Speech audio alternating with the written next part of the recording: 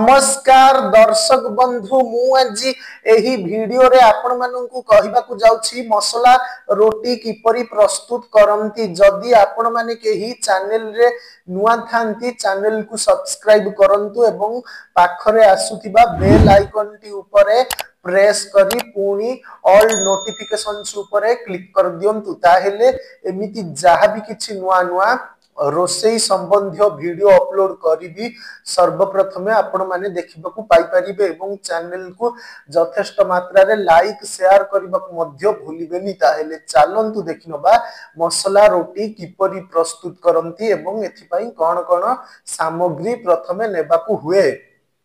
आवश्यक सामग्री अटा 4 कप, बेसन 2 कप, पियाज कटा अध कप, जीरा अध चामच, लंका गुंड 1 चामच, लूण 1 चामच, घी ओ पानी आवश्यक अनुसारे।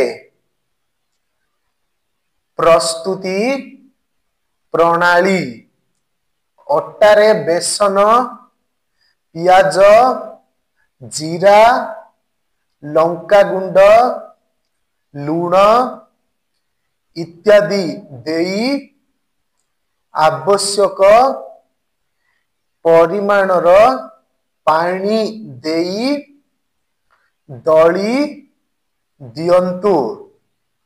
गुला करी रुटी बेली तावा रे गरम करी रुटी को 2 पाख घी रे सेकी दियंतु।